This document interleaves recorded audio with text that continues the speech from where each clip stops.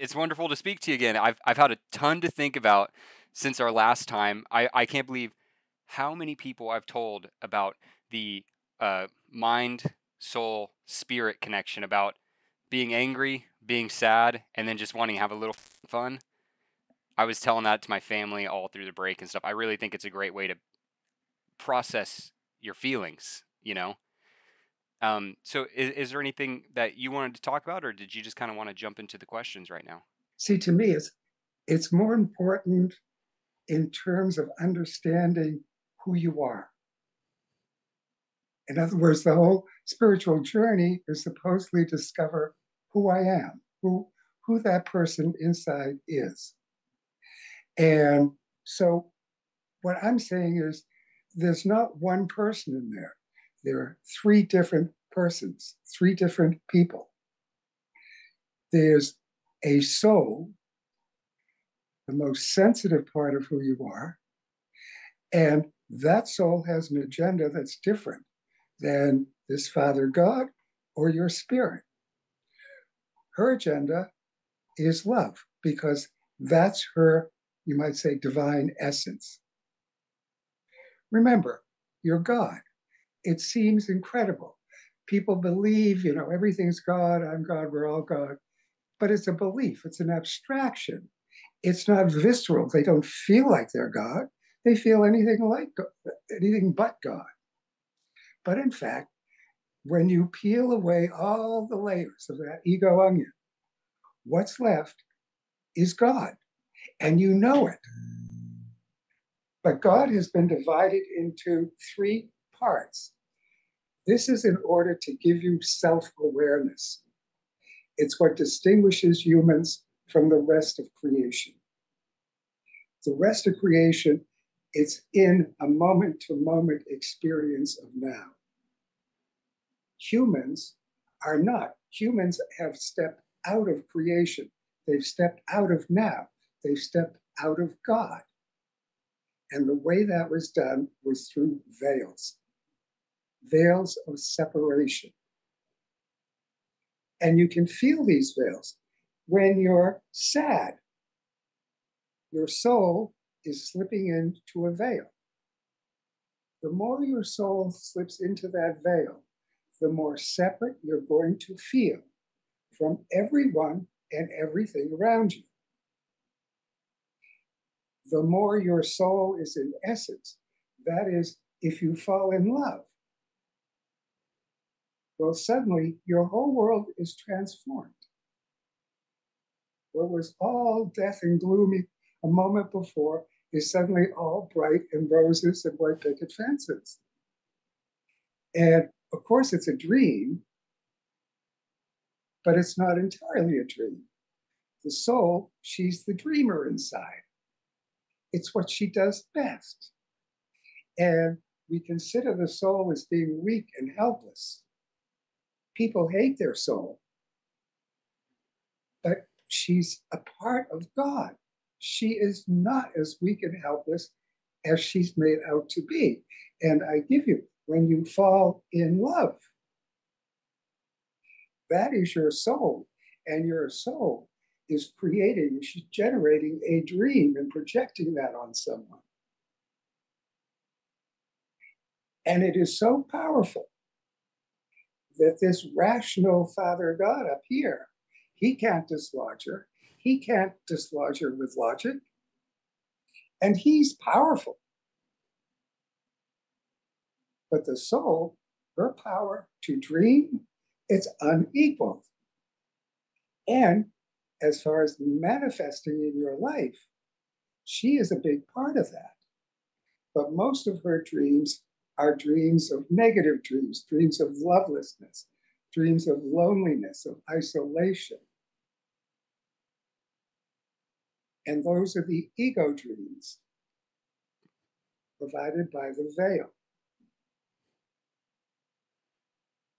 The ego, it's like a psychic parasite. It attaches to your light centers. It feeds off your light centers.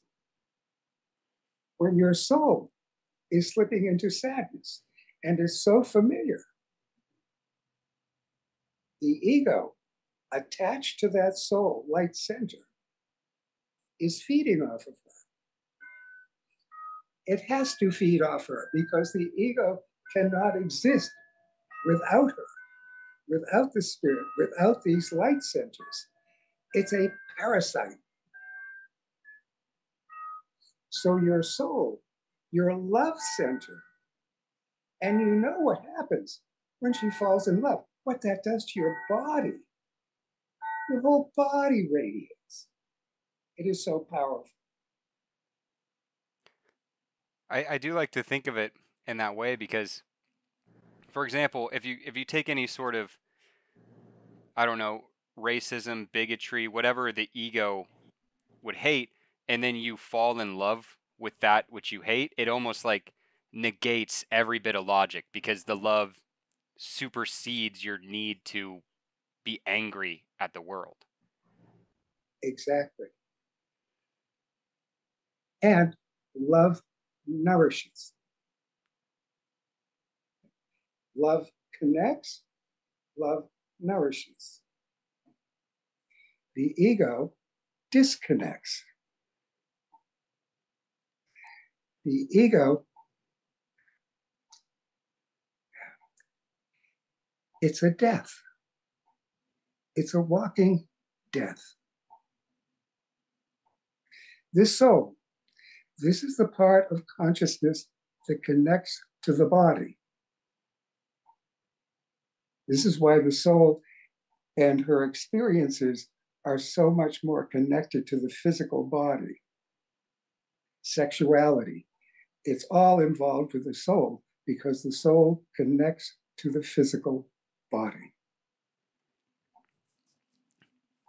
I suppose that goes into one of the questions I had for you then, which is what do you think through knowledge? Because the way I see it, you know, there are different types of knowledge. You have like your rationalism, which is kind of depending on what time you're born, because we get more rational as things go along. But there's this spiritual knowledge, or I guess esoteric knowledge you could have. What, in your experience, what are the limitations of that knowledge?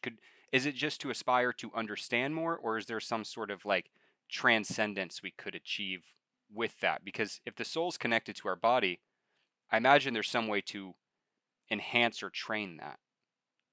The soul is the place of your intuitive knowledge or intuitive knowing. She knows things by how they feel. In other words, everything with the soul, it's first a feeling, and then it moves into a more rational center where you might say the Father God takes it and tries to put it into a structure. Okay, what does this feeling mean? What is the soul getting? What is the soul trying to give me? The soul, feminine. She's the feminine part in everybody. She connects to existence, or you might say Mother Earth.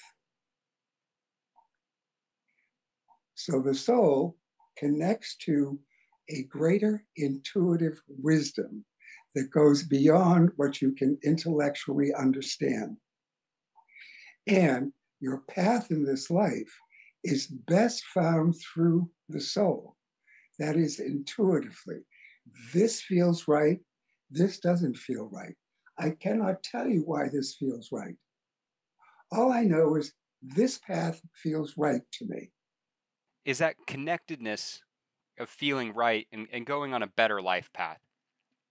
Is that just for the benefit of the individual? Like, are we on an individual journey, or is that more of a collective feeling for the whole? Like, I want to love, so I need to put other people above myself. I guess that's always how I imagine love being. No, we've been taught that that's selfish, to put myself first. But that's exactly wrong. In order to wake up from this ego nightmare, you have got to put your soul first. You've got to understand Your soul has been taught life after life after life after life that she's here to sacrifice herself for the other, with the result that no soul is being liberated. No soul is waking up. It's like all souls are waiting for all these people to wake up first because I don't deserve it. I always come last. That's what a spiritual soul does. Bullshit. If you want to wake up, and it's important for you to wake up, the ego's destroying this creation. It's destroying our lives individually. It's destroying us collectively. It's destroying the whole goddamn planet. And each one of us is contributing to this because each one of us is controlled to a certain or lesser degree by that ego. No, if you want to wake up, if you want to get out of this nightmare, you have to put your soul first. And she won't like it at first. It's so unusual. It doesn't feel right to her. But you've got to put her first. Because if you don't, nobody ever will. This soul is your responsibility. And what we do in love relationships, we're basically conducting a bargain here. I'll take care of your soul. I'll protect your soul. In return, you take care of my soul and you protect my soul. But nobody can do this for you. And you have to remove that pain veil. But what is it? You get into all the thoughts, all the narrative it generates in your head. And it's all familiar. You've heard this your whole life about why I'm so victimy, why nobody loves me, why I can't make friends, why I can't do this, why I can't do that, why I'm not beautiful, all this crap. And it's always the same. Every time you slip into that pain, which you have to do predictably, the ego has to feed. You've got to understand this. The ego needs for that soul to be in that pain veil in order for the ego to exist. So the ego robs you of your love and returns to you pain, hurt, depression, isolation. And it always points the finger of blame at somebody else. But you're a fucking God. I don't care if you're asleep. You are a God. And you have the power to undo this nightmare. That ego, I don't care how powerful it is in you, it cannot be more powerful than the one who is unconsciously giving it all its power. And all I'm suggesting is that God inside of you, when he's sick enough of this shit, he can decide to start to end this anytime he wants. And all he has to do is withdraw his power from the veil. How to do it? Well, the body is the key. The body reveals the presence of the ego. The ego can hide from you, and it does so brilliantly. But it cannot hide from the body because the ego is toxic to life. It is a toxic presence in the body, and the body creates a sensation to let you know that there's something wrong here. When you're in that sadness, when you're in a depression, that deep, visceral pain around your heart, that is the ego feeding.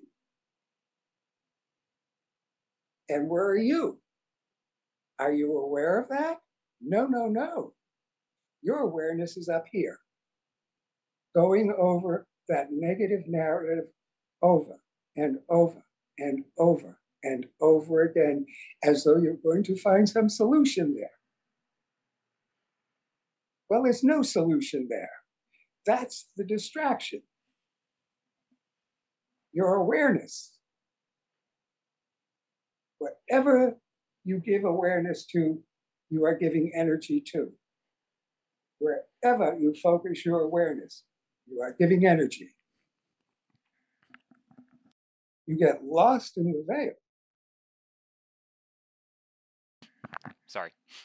Your awareness gets caught in the veil, and the veil projects your awareness to a thought. You're no longer aware of the sensation, the physical reality of what is actually happening in the moment. You're not aware of it. You're aware of the distraction. And what you need to do is pull your awareness into reality, the sensation. Separate and watch it. Watch it from a distance. If I pinch myself, I create a sensation. Am I the sensation, or am I the one aware of the sensation? I'm the one aware of the sensation. What does that mean? It means the one aware is separate from the object. With the pain veil, you become the sensation, which distracts you with the awareness of a thought about the sensation. The reality is a sensation. The illusion is the thoughts about the sensation, why it's there, why you deserve. You've been a bad soul. You must have done something so terrible, but you can't remember what it was. You can't remember what it was that you did that was so terrible to deserve this endless cycle of suffering because you did nothing. The soul is as innocent as the moment she was created. Her love is as pure as the moment she was created. She has nothing to do to earn love. It is her fucking gift to creation. And it's being pissed away supporting this darkness, which torments her. An innocent soul, it torments her day after day after day after day with intermittent intervals of falling in love. But she always winds up back in the arms of the pain. It's her ancient most lover. But she doesn't know it. She never chose to love it.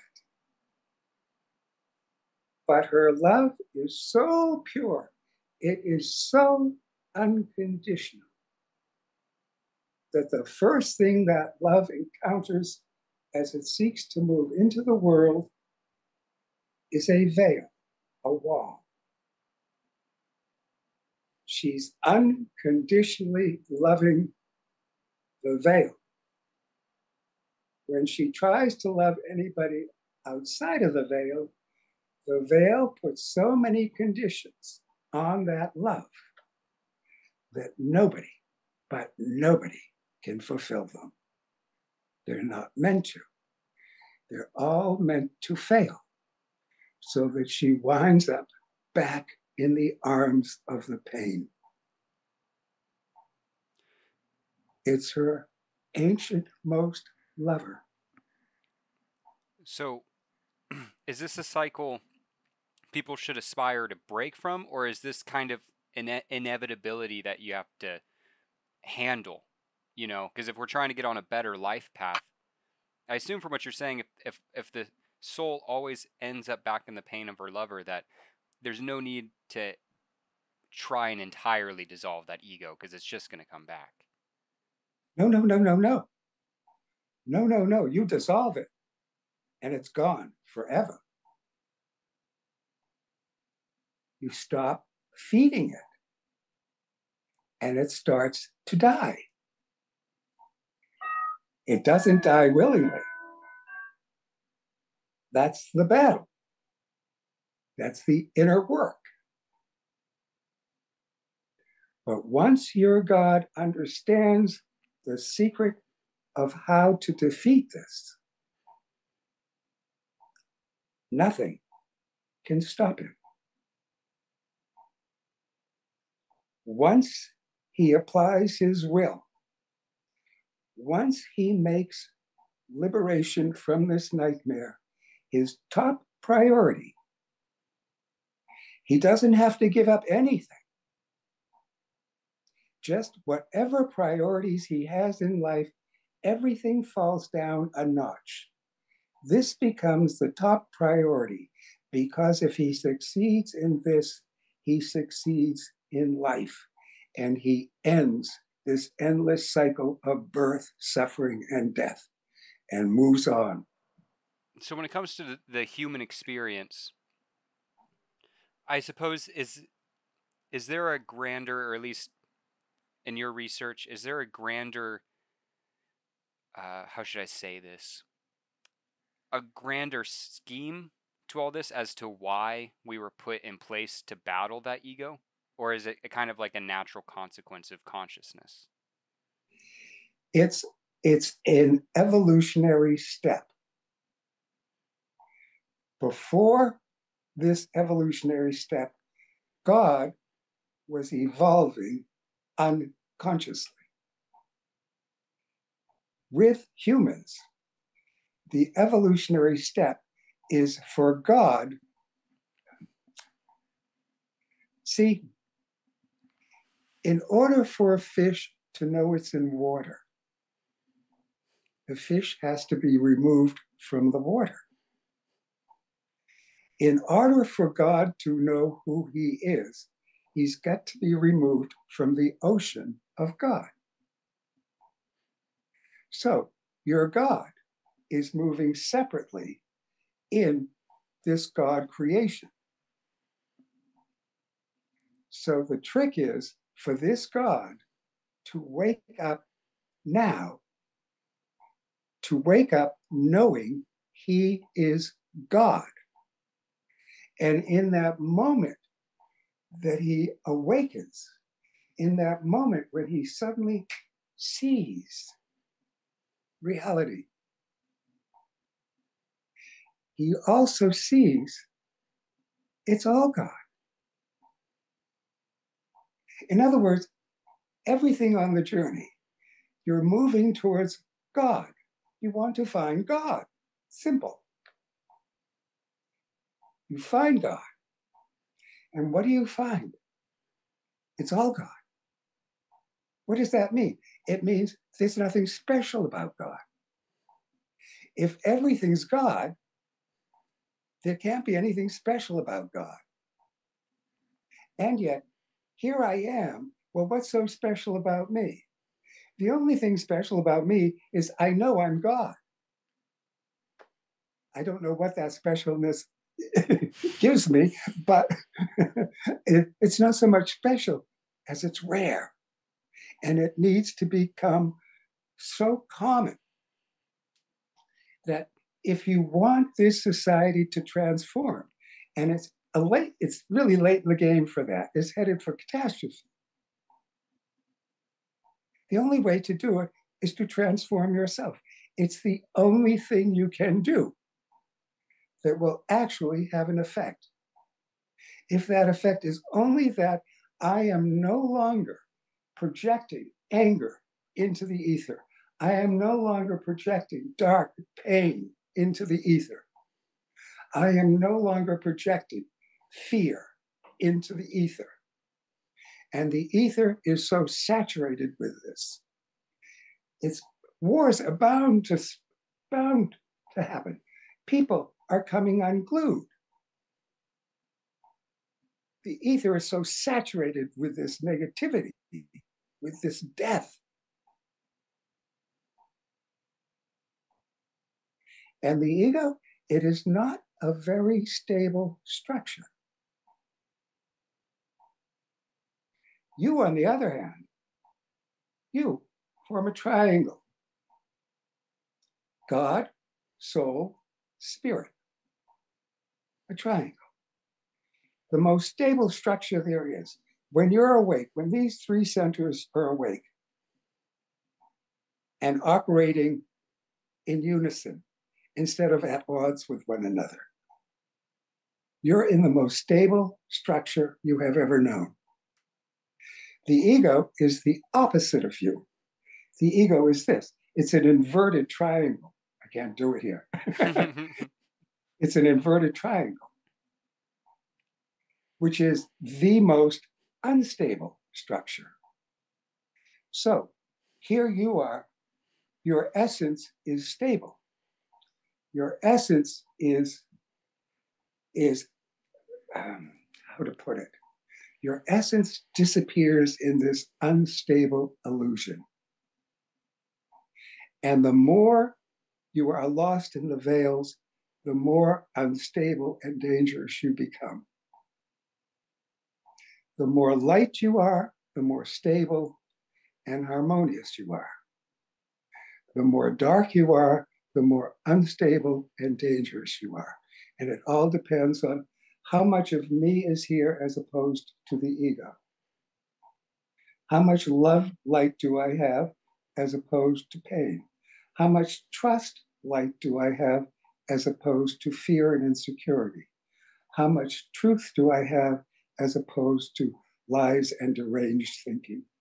You said that we're on kind of the beginning of a disaster here, or it's looking like it's not heading the wrong way. If this goes the wrong way, is it kind of like a failed experiment of separation, or is it what would that entail for, I don't know, Well, humans? you know, I always used to believe in the conventional wisdom that souls are imperishable. But I've come to believe that's not quite true. If you look at the way creation unfolds, it provides a multitude of any particular species, but only a certain amount survive and become realized as whatever they're supposed to be. I think the same is true of souls. Same is true of us. That a soul exists as long as there is a veil of separation. It exists as an individual soul. Now, if something were to shatter that veil, that soul essence would just disappear back into creation. The thing about these veils, they are layered. When you are processing a veil, when you are clearing a veil, you move through layers and you will notice it. A sensation will intensify and then it will abate and then it will start intensifying again as you move through each layer. And each layer is a life on this planet. In the West, they were called the Akashic records. You carry them inside. The veils are the records of your lives on this planet. And as you move through a veil, you will frequently flash on a life. Not always, but frequently you'll flash on a particular life, especially how it ended when you're dealing with the veil around the heart. What I'm trying to say is that if you don't do any clearing in a lifetime, you're adding a layer of darkness with each life. And those layers of darkness, they require more and more light to sustain them. So you could say the older the soul is, the darker it will be. And I could easily envision a situation where the veil would become so thick, so heavy, that it would extinguish the light of the soul. and that soul would be kaput. Now, I don't know any of this is true, but I do rather suspect that in terms of this evolutionary step we're involved with, that not everybody is going to take it or be able to take it. But again, I don't know. I know that everybody has God hidden in them.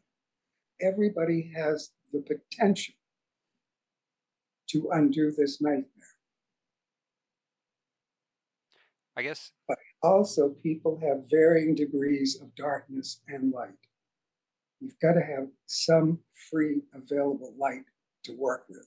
yeah, I can understand that because, you know, I when we say there needs to be a separation from God to understand God, I can understand how that would lead to sort of like a spiritual evolution, much like there used to be different types of humans on the earth. You know, there were like different types of sapiens, but only one of the sapiens made it, which would be us. Right. And that would be like our body, and this is more like our spirit or soul or mind. And as we move through it, there's kind of going to have to be a filtering of, I guess, mindsets. But in the way you're describing it, it's much more like a conscious step into dissolving the ego because obviously in the day and age of nuclear weapons, we can't have one person have that sort of darkness override all of humanity. At a certain point, we're going to have to be on the same page where, like you said, it's going to go to disaster. Because now it doesn't feel like it takes that many dark souls to really put a bad impact into the world. If you understand that this Father God inside, he is his veil is anger. Now, if you can remember a time where you got so angry you lost it, you threw something, you hit something, you kicked your cat, whatever, you lost it. That's what lies hidden in everybody. Now, what keeps this God in check, and he's the Father God, he is capable of anything. Your soul is incapable of murder. Your spirit is not capable of murder, but this God is capable of murder. Now, what holds him in check is a soul who has, you might say, a moral bearing. A spirit also keeps him in check. Spirit is afraid of him. Your spirit is afraid of that God losing control. So both soul and spirit in this ego state, they provide a check on this God. Now, there are people out there who don't seem to have any soul at all. And it's because they have such a density of pain, there is no soul light there. There is no spirit light there. They don't trust anyone. They can't trust anyone, which leaves them lost in this center here, where they can do anything. And this center, in the right person, they can push a button and blow up the whole goddamn world at this point. This is how dangerous it is. The way you're describing it, it's almost like soullessness is it's like a pandemic where the meeting people that are soulless and interacting with them in your lives can only stand to make your life worse. Like if you had to live with a roommate who was completely soulless, that would kind of like put an impact on you and make it harder for you to let your soul shine through. Oh, so I your guess soul, your soul couldn't shine at all in that situation. so it is a bit like a sickness that we need to stop. It's like there has to be we have to leave the soullessness of society out of it, or else it's gonna, like you said, I don't know how much longer things can last, where only a few people could have that potential amount of power over the world. It's not like you have to ride anywhere on horses anymore, and like and attack villages one by one. You could just, you know? Right. If the madmen don't get us, the climate's gonna. Yeah. And we have known about this. I remember in the mid 70s, the information started coming out about what was happening with the climate. So 80, 92, 10, 20, 50 years, 50 years we have known about this. And what did we do? We preferred to be in denial about it. 50 years, the information has been out there. But the ego don't want to do anything about it.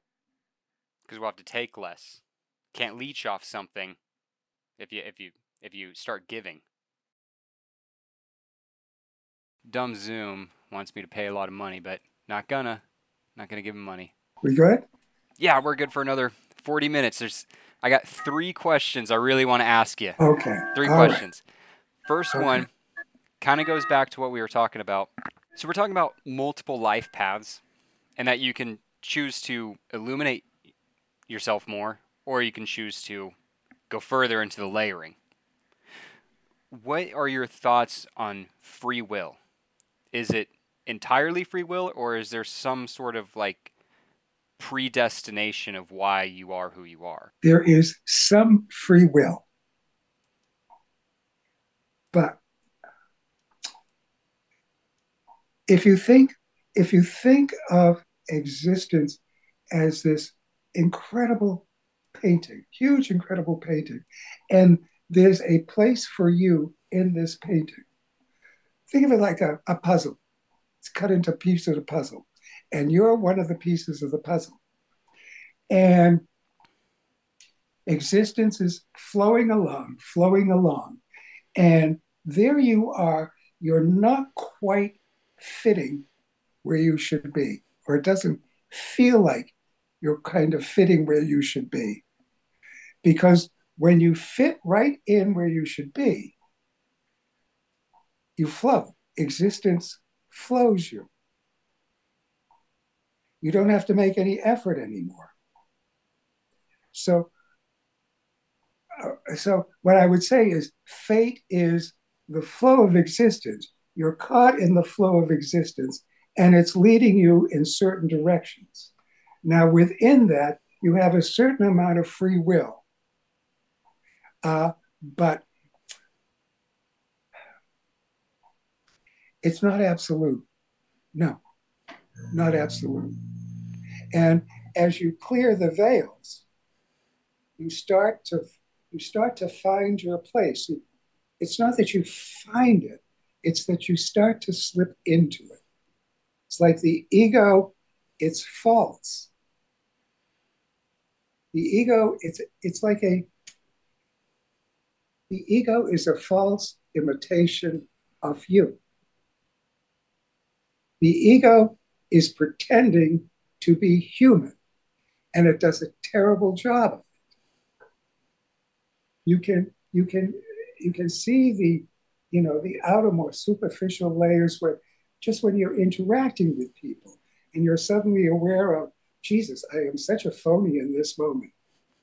What I'm saying has nothing to do with the reality of what I'm feeling. Okay, that's your ego pretending to be somebody that will fit in with this particular crowd. It's pretending to be human, but because it is not human, it always fails. And it leaves you holding the bag. You, the real one, inside struggling in this ego that has all kinds of boundaries and rules that make no sense at all, and yet you're forced to obey them. It prohibits you from doing what you would do naturally, being a human being.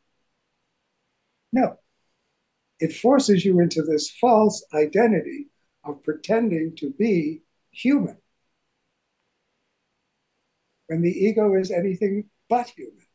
It is, in fact, subhuman. You don't know what it feels like to be human until the monster is gone. Did I So get off track there? no, I get it. It's free will is more so it's something you can slip in and slip out of. Not necessarily like it's like turning a boat. You know, you can't just go directly where you want to go. You kind of have to really take a wide, slow turn to get where you're going. Right. You cannot fight the ocean tides. Remember that old saying, thy will, not my will be done. Okay? My will is the ego. So, as the ego dissolves, my will is dissolving with it. When the ego is gone, I have totally merged back into existence. Thy will. Now, it's not even thy will anymore because there's no separation anymore. But I have let go to existence. Existence directs my life. So there's no question anymore of free will or not free will. It's just a moot point. There's nobody there with the willpower to go against the tide, to swim upstream. No, why would you do that when you can just relax and the river takes you to the ocean?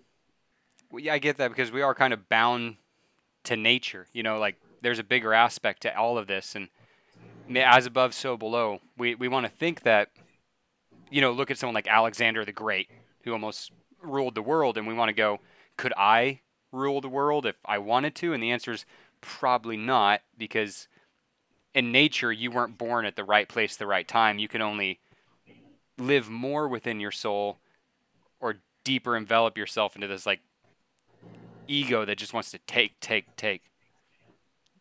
I do think this talk has helped me kind of piece together more of that separation that we all feel. Because I do understand what you're saying with like that ego.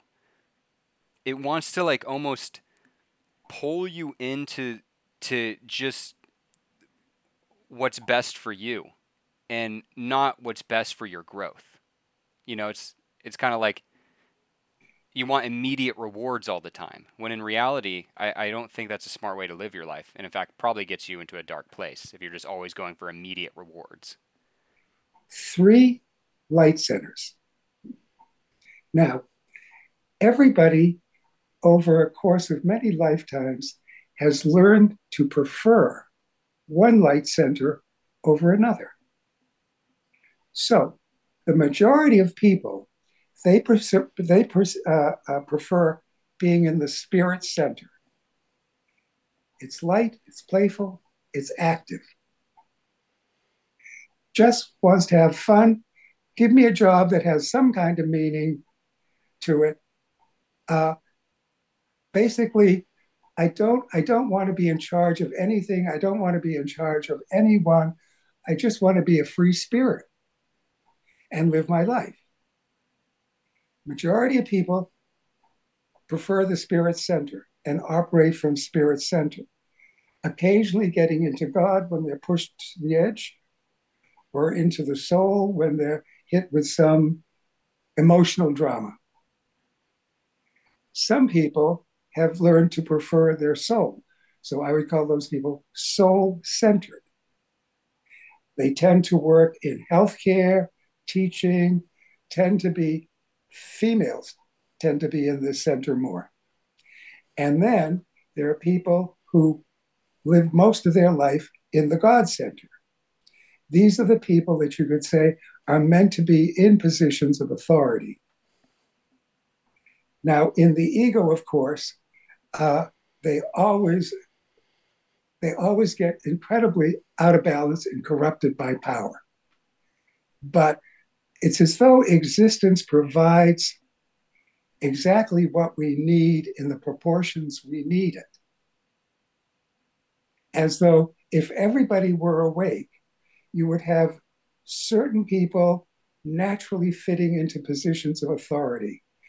Because people who are in their soul center or their spirit center, they don't want that. They don't want the responsibility. They don't want to be bossing over everybody. They want somebody else to do that, to provide the structure for them to just do what it is they do in life. Um, I'm getting a little off here. I don't think we're too off because we were talking about free will, and then we just kind of slipped into the fact that some people are a little more in that ego, and some people are a little more in the soul, but most people are in the spirit. So, as far as free will is concerned, it's like you can't deny that you're being born into one of those centers. I guess what brought me there was uh, when you were talking about Alexander the Great, and I wanted to basically say not everybody would want to be that. Right. God-centered people, yes, they would find that attractive, but most people would not. They just don't want it. I guess the idea is way more. The reality of the situation is, yeah, you would constantly have to deal with people questioning your authority, which is not like a fun thing for most people to go through. Um, Well, if it were an awakened society, the person in authority, they would they would handle it impeccably. They wouldn't have people jealous. They wouldn't have people fighting with them. It would all be a flow. But you see, this society is so far from any kind of flow. You can't flow anywhere here. Everywhere there are boundaries, everywhere there are obstacles. You simply can't flow in this world now.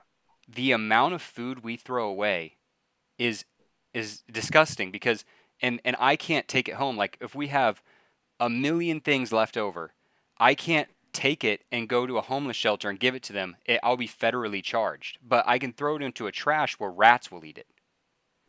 Right, So it's like, yeah, there's no flow in the society because we're mass producing a bunch of food and stuff just to feed it to rats, not humans.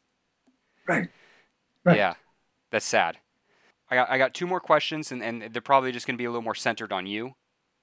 Um, when did this fascination with spirituality arise? Has this kind of been a lifelong journey, or is this something that came up later? I was aware of it from the earliest age, but I didn't really get into it because what was presented to me as spiritual, in other words, religion, it just wasn't cutting it for me. In other words, I went through half of my life without without seeing what it was that I was supposed to be doing, what it was that I needed. It simply wasn't there. And it wasn't until the early 80s that suddenly I became aware of Osho. It was suddenly out of nowhere. It was like he hit me. And I I just knew I had to go to India and see this man. And it was so strong. Um, I felt as though I was going a little bit mad, but uh, it just from the moment I became aware of him, it just kept building and building until I finally had to go to India just to stay sane. And it was exactly what I had been needing my whole life. It was suddenly there. And I recognized it. This is what I have been looking for. And um, he was the real deal. He initiated me. And when he initiated, he'd look right in your eyes. And what he was doing was he was searching for the light as though he were following the light right to the center. And that's what was initiated, a center. It was like the flame from one candle leaping to another. That's what the initiation is like. And it doesn't take for everybody, but for those it takes, it's like that light starts to burn brighter and brighter, drawing you inward until you live in that light, until you become that soul. So while I was in India, the work there, it was basically hitting the ego structure with a battering ram and driving your awareness right into the center. So you would go through these encounter groups like you wouldn't believe, and they would just keep pounding you, pounding you, pounding you until your awareness slipped through into the center, and you suddenly become love. You're suddenly experiencing life right from your center, right from the soul center, or from the spirit center, or from the God center. But it was as though each one of those centers was somehow initiated when I was in India. And then when I came back, it was just a matter of time and stumbling and bumbling around until I discovered what I needed to do in order to clear the veils. So was that uh, like a personal journey of kind of repairing? I don't know, like when you go through AA, they make you go through and apologize to people you hurt. Was it something like that, or was it more of a deeper journey of healing that got you kind of Oh, centered again? it was much deeper, much deeper. It's like in one group they keep hitting the pain buttons, and they didn't let up. In this country, it would be shut down for abuse, but over there, this was an ashram. This was serious work, and once I got used to it, I was loving it. But in the beginning, it was terrifying. You would have a whole group, and suddenly that whole group would turn on you, and they would just be hitting every pain button you had, literally pulling your awareness deeper and deeper and deeper until you slip through and you're in the center to So give you a taste of the truth of who you were. But of course, the ego would pull you back out. But once you had that experience of, of living for days, weeks in that love center, in that soul center, you don't forget it. You don't let go of it until you can live there permanently.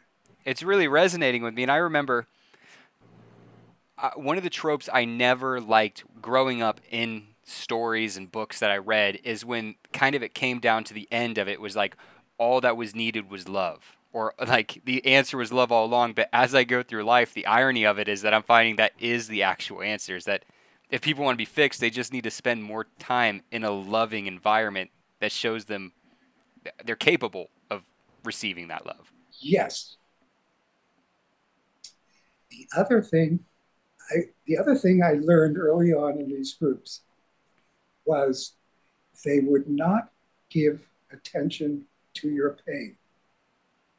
In other words, you have patterns. You get into the victim, and people are supposed to respond and take care of you, and hug you, and love you, and care for you, and all of this. But what are they actually doing? They're reinforcing the pain patterning. When I was in India, they did the reverse. They put the pain on, on a diet. uh, they put the fear on a diet. That what you were expecting from your Western upbringing and coddling was simply not supplied. That wasn't the point. They weren't there to feed the problem. They were there to put the problem on a starvation diet. And I learned that one very thoroughly there. That and as I came back and did the work and was becoming more and more awake, the more awake I became, the less I would respond to that in anybody. It just because once you realize what you have been doing, loving that pain, that you realize, yes, and I've been doing it to that pain there and that pain there. And it doesn't heal them. All it does is reinforce the whole dynamic Right. that it, while it might be socially the acceptable thing to do, Spiritually, you're feeding the darkness. You're feeding the darkness. I imagine it's pretty hard to get rid of a parasite when you're feeding it. So Yeah. you got to stop feeding it. That makes sense. When you learn to stop feeding it inside, simultaneously you stop feeding it outside. Right. And I have noticed that with people is that when you stop responding to negativity or that sort of kind of soulless attempt to get what they can out of you, it is pretty, it is a weird dynamic. It is angering to a lot of people where they're like, Oh, yes. why aren't Yes. you responding to what makes people angry? Right. Why aren't you responding to my emotional manipulation? It like exactly. It would be like when you went to India and they stopped going on your pain. They were like, we're not paying attention to that. We're paying attention to your growth. That's like irritating in the West. They're like, why aren't you paying Oh, yeah. attention to the pain? Right. So my last question for this interview: if you could go back to Anurag when you were 25 and you had a real legitimate chance to set him on a, I guess you could say, a better life path, what would you tell him or them? I can't think of anything I would say to him because at 25, he couldn't hear what I would want to say anyway. And the thing about it is, when you wake up and you look back on your life, you see it couldn't have unfolded any other way. That as you're moving through it, you're dissatisfied with it. You're constantly dissatisfied with it. But that's the ego. It's never satisfied with anything. So you're constantly dissatisfied with it. It's constantly imperfect. But when you get to the end of the journey and you look back, you realize, no, this unfolded perfectly. It couldn't have unfolded any other way to get me where I am now. I suppose that is true because, you know, if you try to force feed an awakening to someone, I mean, you could probably almost put them off of the idea by trying to do that, you know? Yeah, it is a difficult concept because I think when I first kind of went through waking up and realizing that, you know, I was a part of something much, much bigger and that I had control over my thoughts, my feelings, uh, I sort of felt this almost like messiah complex where I'm like, I have to go and bring the people to the city square and shout to them and make them learn. But I quickly just got made fun of a lot. That's your father God. Yeah, he needed to chill a little bit. He was too loud in the beginning. Oh, you ain't seen nothing yet. If you clear those veils, the soul veil and the spirit veil, you got to clear those first to provide a foundation. Because this one waking up, it is um, it is full of surprises. And the if you think he's gotten into megalomania, um, where you are now, just imagine you you clear this soul veil, which means every time your awareness moves into that center, you feel enlightened. And I tell you, the ego wants to latch on to that, and it will. Same with the spirit center. If you clear that fear veil, every time your awareness is in that center, you're going to feel enlightened because in that center you are. Now, imagine what that does to him. If you have these two centers that are awake, totally awake, he believes he's enlightened. Right. And he gets going on the most wild imaginings, saving the world, the Messiah. I must be the second coming. There's no holding it back. But Yeah. once you clear these two, um, it's as though existence helps you get through this anger veil. This is a tough one because the center itself is so powerful. So, in order to kind of go and lower those two other veils in the spirit and the soul, do you have any recommendations on the journey? Is it kind of questioning and research, or is it No, no, no, no, no, no. You don't do it up here. When you feel hurt, instead of getting lost up here, use your willpower. I want to be aware of what's happening in the body. You find the sensation, separate and watch it, neither for nor against. You've got to separate your awareness from the sensation that cuts the flow of light. See, the thing is, if you remove this soul veil, you are suddenly privy to so much information directly from existence. You don't have to study any books. You don't have to study any teachers. You start knowing it all. You know it instantly. You know it directly the moment you need to know it. so that would that be like the Akashic records we were talking about earlier? Is that you kind of get access to that universal knowledge?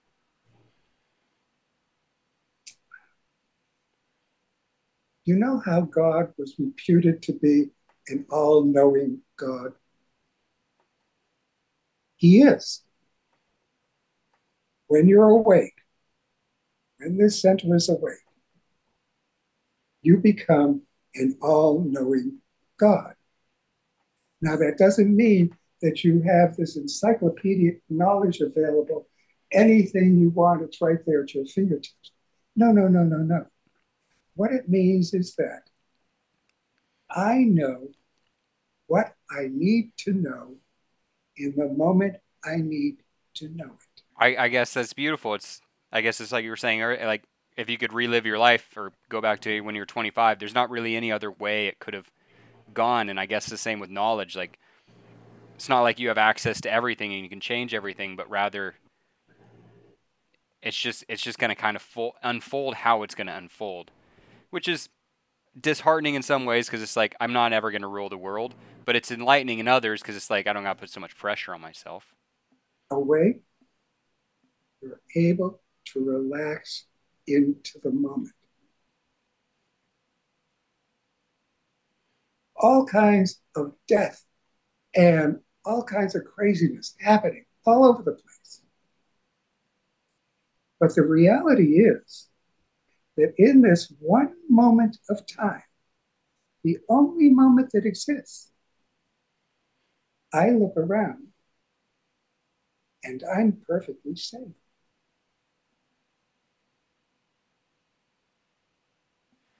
That's the reality. But you see, if you're in the ego, you can't feel safe. You never feel safe. When the Right. reality is, one moment, this is the only reality there is. I'm not living in Gaza. No, I'm here. And this is my universe. This is my reality. In this one moment of reality, I look around and I am perfectly safe and I feel safe. I'm not oblivious to what's going on in the world. But that's, for me, living here, that's an illusion. That's a dream. It's real for other people. But for me, in this one moment of reality, I'm safe.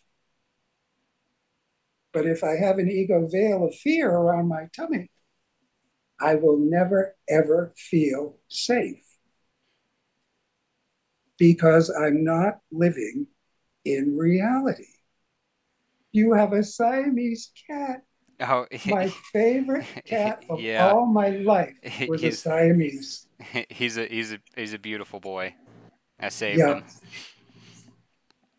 Oh, he is lovely. Yeah, his name's Handsome. Yep. But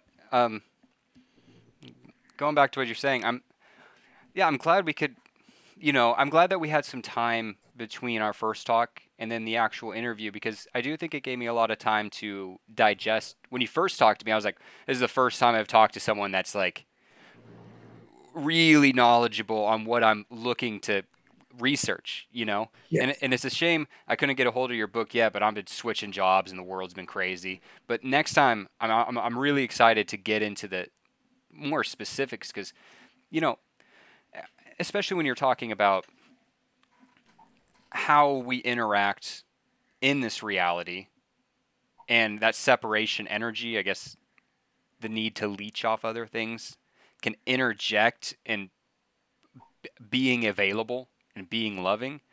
Um, yeah, it's comforting, because I often do feel at odds with myself, but from what you're saying, that's a completely normal aspect of all humans. And as a part of our growth is to feel torn, like there's a split down the middle, like one side wants this, one side wants that.